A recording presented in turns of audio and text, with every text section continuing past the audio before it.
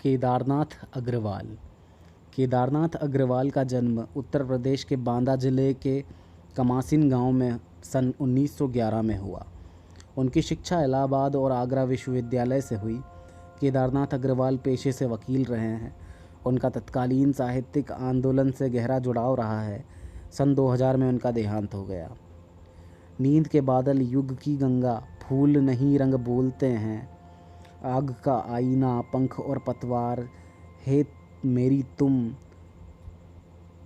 मार प्यार की थापें और कहे केदार खरी खरी उनकी प्रमुख काव्य कृतियाँ हैं।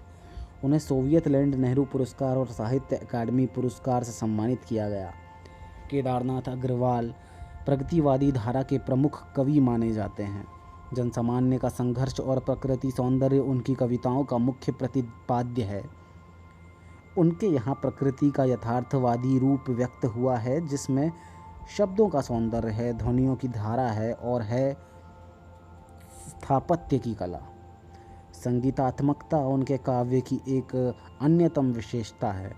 बुंदेलखंडी समाज का दैनंदिन जीवन अपने खुलेपन और उमंग के साथ उनके काव्य में अभिव्यक्त हुआ है। केदार कविता की भाषा को लोक भाषा के निकट लाते हैं और ग्रामीण जीवन से जुड़े बिंबों की आत्मीयता के साथ प्रस्तुत करते हैं। प्रस्तुत कविता में कवि का प्रकृति के प्रति गहन अनुराग व्यक्त हुआ है। वह चंद्र गहना नामक स्थान से लौट रहा है।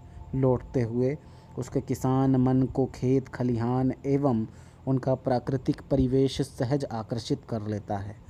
इस कविता में कवि की उस सृजनात्मक कल्पना की अभिव्यक्ति है जो साधारण चीज़ों में भी असाधारण सौंदर्य देखती है और उस सौंदर्य को शहरी विकास की तीव्र गति के बीच भी अपनी संवेदना से सुरक्षित रखना चाहती है।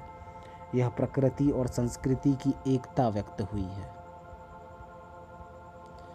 चंद्र गहना से लौटती बेर।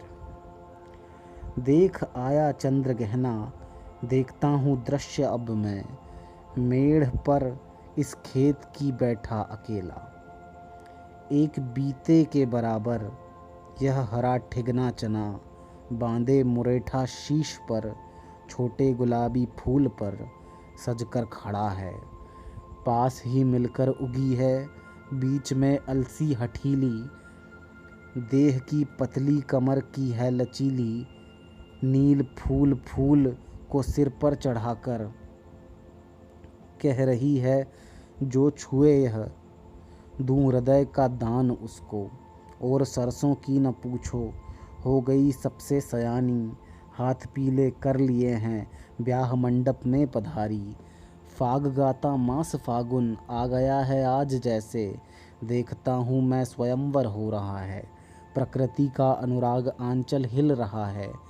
इस विजन में दूर व्यापारिक नगर से प्रेम की प्रिय भूपि उपजाऊ अधिक है और पैरों के तले एक पोखर उठ रही इसमें लहरिया। नील तल में जो उगी है घास भूरी, ले रही वह भी लहराइयाँ। एक चांदी का बड़ा सा गोल खंबा आँख को है चकमकाता है। कई पत्थर किनारे पी रहे चुपचाप पानी। प्यास जाने कब बुझेगी, चुप खड़ा बगुला डुबाए टांग जल में।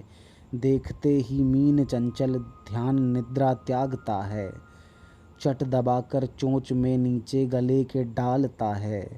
एक काले माथ वाली चतुर चिड़िया श्वेत पंखों के झपाटे मार फौरन टूट पड़ती है भरे जल के हृदय पर।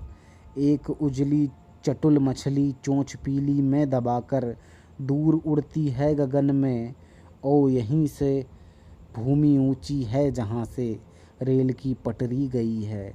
ट्रेन का टाइम नहीं है, मैं यहाँ स्वच्छंद हूँ, जाना नहीं है।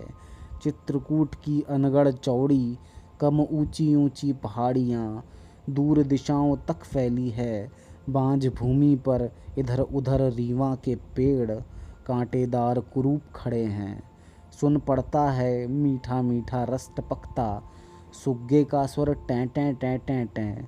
सुन पड़ता है वनस्थली का हृदय चीरता उठता गिरता सारस का स्वर टिलटों टिलटों। मन होता है उड़ जाऊं मैं पर फैलाए सारस के संग। जहाँ जुगुल जोड़ी रहती है हरे खेत में, सच्ची प्रेम कहानी सुन लूँ चुप्पे चुप्पे।